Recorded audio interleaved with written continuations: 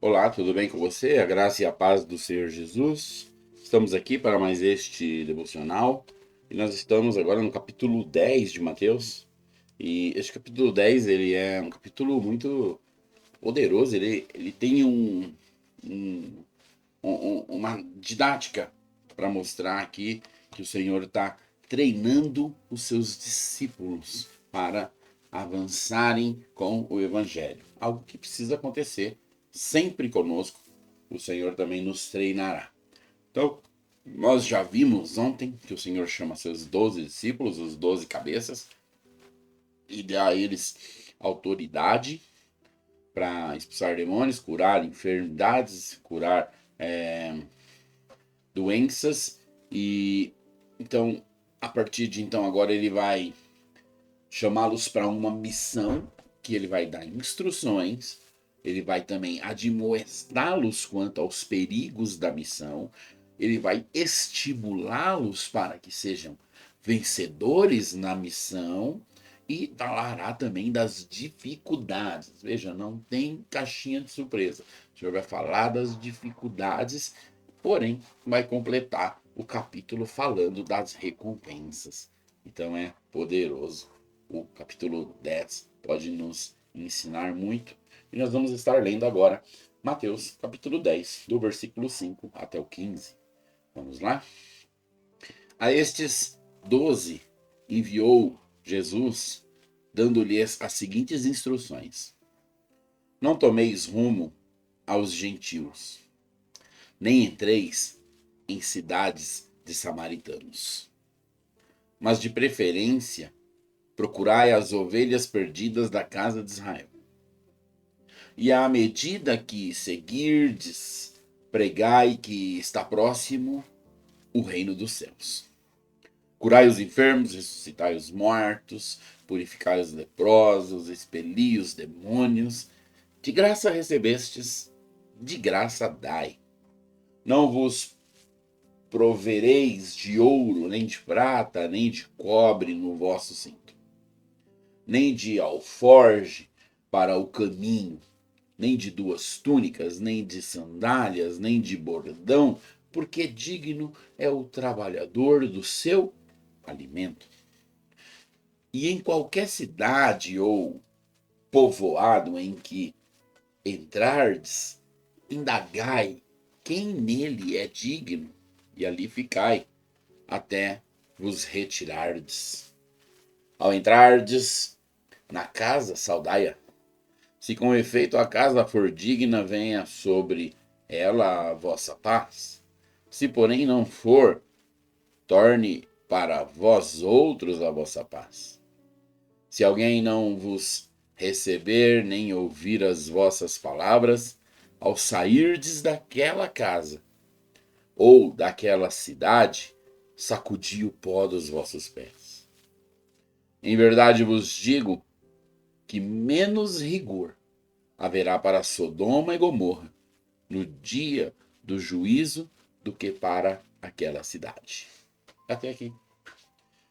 Nós temos que ter um certo cuidado quanto a estas instruções, principalmente porque nós vivemos numa época totalmente diferente da época em que Jesus estava dando essas instruções a seus discípulos. Então, algumas aqui nós temos que ter muito cuidado, exatamente porque o mundo é outro. Porém, outras nós temos que ter máximo de apego, porque hoje é pior do que era antes. Vamos então entender. O Senhor chama os seus discípulos, estamos lá no verso 5, e ele dá as seguintes instruções: Não tomeis rumo com os gentios, nem entrai nas casas dos samaritanos, mas de preferência procurai as ovelhas perdidas da casa de Israel. Então, esses dois versículos, 5 e 6, eles são versículos que tinha muita fundamentação para aqueles dias, hoje não. Então, quem são os gentios? São qualquer homem que não é judeu. Quem são os samaritanos? Era um povo misturado, meio que judeu, meio que de outros deuses. Quando você lê a Bíblia inteira e você vai ler o final de Israel, porque Israel foi dividido no meio, né? Você tinha Israel e você tinha Judá. Por isso que virou um povo judeu, porque Judá sobrou. Israel foi exterminado e foi totalmente destruído. E Samaria ficou como dona da antiga Israel pelos assírios que a destruíram. Então eles receberam muitas pragas, porque eles iam adorar os deuses deles lá nos templos israelitas, onde era do Deus vivo, e havia muitas pragas, muitas mortes, muitas serpentes que apareciam. Então eles estavam assustados com a cidade, até que alguém chegou e falou: o Deus da terra está nervoso com vocês. Vocês têm que entender o que o Deus da terra gosta. E aí eles foram calcular e ver o que é que se fazia e a quem adorava, e fez uma mistureba. Por isso que você vai ter aquele conflito religioso lá em João capítulo 4 com Jesus e a mulher samaritana. Porque a mulher samaritana vai estar falando ali da questão de Jacó, de poço de Jacó, que era lá e tal. E o Senhor fala: vocês não sabem quem vocês adoram. Nós sabemos. Ele não está dando um ponto para Israel, mas é que ele está mostrando ali que aquele pessoal de Samaria só tiveram o Deus de Israel em algum conceito por causa de muitas pragas que eles tinham, e isso não tinha nada a ver com aquela mulher, era coisa muito antiga. Então, hoje em dia, nós pregamos, e nós somos gentios, então nós pregamos o evangelho para todos. Ok? O verso 7 continua dizendo assim: à medida em que seguirdes, pregai que está próximo o reino dos céus. Então aqui, vamos lá, nós temos aqui essa direção. Nós não pregamos que está próximo o reino dos céus, porque nós já estamos nele. Então nós pregamos que está próximo a vinda do Messias. Veja, a pregação desses aqui era uma, a nossa aqui nesse contexto de dispensação é outra. Nós pregamos Maranata, nós pregamos que o Senhor vai voltar. E este questão do verso 7 foi só a questão que a pregação mudou um pouco do rumo. Porém, no verso 8, ele diz aqui, ó: curai os enfermos, ressuscitai os mortos, purificai os leprosos, expeli os demônios, de graça recebeste, de graça dai. Então isso aqui é uma afirmação do que já acontece lá no versículo 1, quando ele chama os discípulos, né, que é os poderes do reino dos céus. Quais são os poderes do reino do céu? É um poder de cura, é um poder de até ressuscitar um morto, é um poder de purificar leprosos, é um poder de expulsar demônios, e isso tudo não é uma coisa comprada, é algo que é um dom. O Senhor vai dar o dom para você exercer o ministério quíntuplo, que nós sempre temos que ter em mente, e dentro desse ministério quíntuplo vai acontecer essas coisas. E é tudo de graça. O Senhor aqui está falando que isso não se vende, você não pode. Olha, estamos cobrando aqui R$ 200 por demônio expulsado, e também estamos cobrando R$ 1.000 o leproso, 10.000 o morto que ressuscita. Não, tudo de graça, porque é através do dom. Ok, verso 9: não vos associeis, nem não vos provereis de ouro, nem de prata, nem de cobre nos vossos cintos. Isso que acabamos de falar ali em cima, você não vai pegar dinheiro de ninguém, por conta da obra que você fez. Mas eu já vi pessoas dar oferta a pastores. Você sabe, pessoas dão ofertas a outros de presentes, sempre deram a vida toda. Mas se isso é para pagar o que foi feito, então este ministro precisa negar esse dinheiro.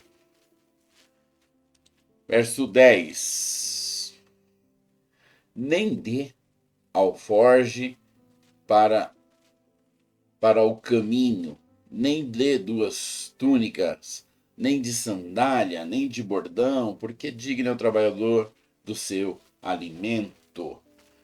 Em qualquer cidade ou povoado em que entrardes, indagai quem neles é digno. Aí ficai até vos retirardes. Então o verso 10 acompanha o 9, para que você não receba nada, não faça uma obra missionária a fim de obter lucros. E o verso 11, ele fala que você precisa procurar ali uma pessoa digna para poder dormir na casa dela, passar o tempo na casa dela enquanto a missão acontece. Se você for fazer isso hoje, certamente você vai alugar um hotel, você não vai ficar na casa de ninguém, mas se for ficar, a dica é essa, uma casa de paz. Ao entrar na casa saudai, né? Esse aqui é aquele que está sendo hospitaleiro com você. Se com efeito a casa for digna, venha sobre ela a vossa paz. Se porém não for, torne para vós outros a vossa paz. Se alguém não vos receber, nem ouvir as vossas palavras ao sairdes daquela casa ou daquela cidade, sacudi o pó dos vossos pés. Em verdade, eu vos digo que menos rigor haverá para Sodoma e Gomorra no dia do juízo do que para aquela cidade. Ok, então o que fica aqui nesse texto, que não é passado, que não é algo do passado, como procure os judeus, ou salde a casa para ver se é de paz, para você dormir ali. São coisas essas que ficou passado. O próprio reino de Deus está próximo, está no passado. Agora, a questão de autoridade para curar, a gente vai poder falar mais para frente, porque isso não para. Quero chamar a atenção aqui para o verso 9 e 10, que fala que nós não deveríamos nos prover de ouro nas nossas obras missionárias. E você sabe, eu não gosto de ficar falando dos erros de ninguém, e principalmente ficar acusando pessoas de estarem fazendo algo que não deveria. Eu não sou o Espírito Santo, eu também não sou um oráculo para estas pessoas, e muito menos eu não sou o juiz. Eu creio que se realmente eu tenho visto coisas ruins e erradas e tá na minha alçada, eu devo falar, corrigir, eu devo questionar. Se não está na minha alçada, mas está dentro do meu ambiente, eu preciso orar para que Deus realmente fale comigo, com aquela pessoa, e que alguma coisa aconteça. E se está na alçada de outras pessoas, de outros ministérios, de outras igrejas, aí eu só lamento e não entro nessas discussões e não falo dessas coisas com ninguém. Por quê? Porque realmente, infelizmente, se o Senhor disse para não usar do evangelho para ganhar, para fazer riquezas, para tomar ouros, túnicas, sandálias, é porque isso é possível. Infelizmente, tem coisas tristes que acontecem. Eu tenho certeza que o fato da gente ter músicas tão ruins para cantar nas igrejas é porque músicas que seriam totalmente bíblicas, com louvores a Deus, não iam vender bem, e aí fazem essas loucuras fora da Bíblia, fora de contexto, exaltando o homem, os homens prometendo para Deus, ao invés de amarem e receberem as promessas, eles que prometem para Deus. E tem louvor que você senta a Deus no banco e você vira o Deus dele, falando o tanto que você vai fazer, o tanto que você vai ser. E o livro, né? Os livros que vendem muito, infelizmente, eu tenho uma compilação com muitos sermões do Spurgeon. É um livro gigante.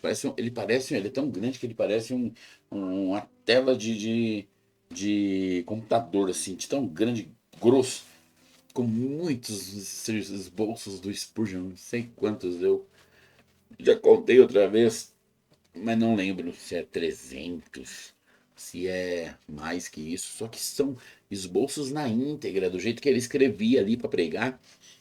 Então, cada esboço é bem grandão, uma riqueza, um sonho, é um sonho ter isso.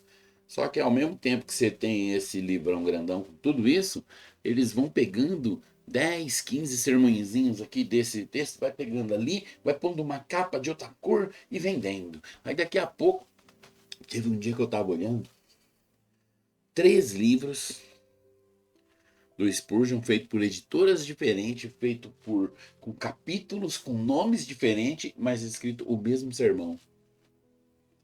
Então, tipo, isso é um mercado.